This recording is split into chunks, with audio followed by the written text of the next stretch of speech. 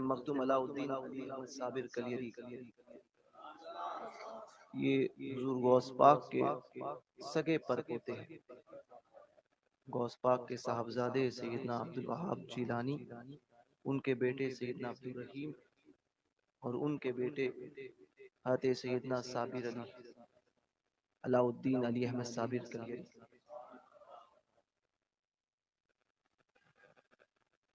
صابر مخدوم سے ہمارا قریبی رشتہ یہ ہوتا ہے کہ میرے جد اعلیٰ سیدنا سلیمان بن عبدالوہاب بن سیدنا شیخ عبدالقادر جیلانی، یہ صابر مخدوم کے بڑے ابا لگتے ہیں۔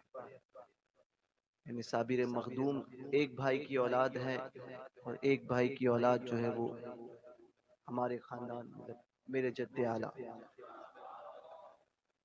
تو صابر مخدوم جیسی شخصیت جن پر سلسلے چشتیہ فخر کرتا ہو، اور ایسے بزرگ کہ ہم نے اپنے بزرگوں سے سنا کہ صابر پاک کہ جلال کا عالم یہ کہ اولیاء کاملین ان کی بارگاہ میں جانے سے کانپتے ہیں، اس لیے کہ کوئی غلطی ہم سے نہ ہو جائے، جو کچھ کمایا ہے وہ سلب نہ کیا جائے، کر لیا جائے۔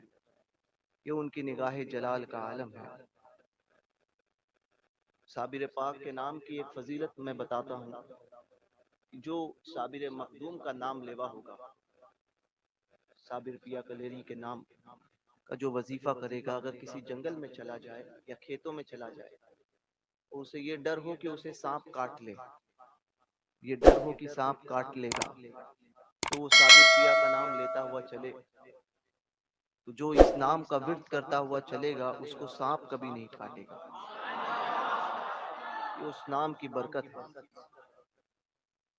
صابر مخدوم جیسی شخصیت یہ ہندوستان کے صف اول کے اولیاء کاملین میں سے ہے۔ سرکار مفتی اعظم قطب عالم نائب غوث اعظم فرماتے ہیں،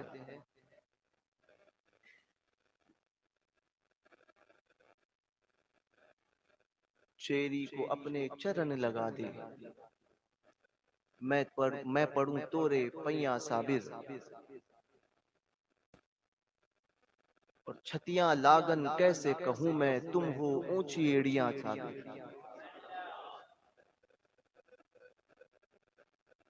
تن من دھن سب تو پہ واری، نوری مورے سیاں صابر۔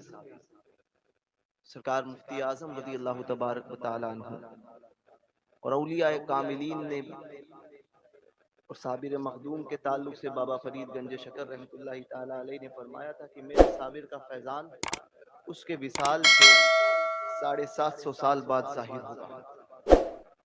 یہ صابر پاک کا 753واں عرس ہوا۔ بہرکیف بہت فضائل، بے انتہا فضائل کے مالک ہیں صابر مخدوم، اور ایک نگاہ کرم سے نہ جانے کتنوں کو فیض ولایت سے مالا مال فرمایا۔ وہ صابر مخدوم جن کے تعلق سے ان کے پیر و مرشد یہ فرمائے کہ میرا صابر مجھے بھولا نہیں ہے، اور مجھے فخر ہے اس بات پر کہ صابر میرا مرید۔ تو وہ صابر مخدوم فرماتے ہیں، یا غوث اعظم رضی اللہ تبارک و تعالیٰ عنہ، آپ کے دروازے کی، آپ کے چوکھٹ پر اور دروازے کی خاک پر صابر نے اپنے سر کو رکھ دیا ہے، اپنے سر کو صابر نے آپ کے در کی چوکھٹ پر رکھ دیا ہے، اس خاک پر رکھ دیا ہے، حضور صرف ایک لمحے کے لیے۔ وہ اس پاک سے عرض کرتے ہیں، ایک لمحے کے لیے مجھ پر نگاہ کرم فرمائیے۔ ایک لمحہ سمجھتے ہیں آپ؟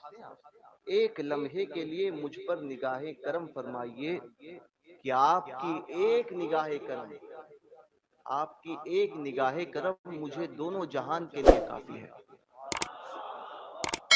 کی ایک نگاہ کرم مجھے دونوں جہان کے لیے کافی ہے۔ مداح رسول نے اسی طرف اشارہ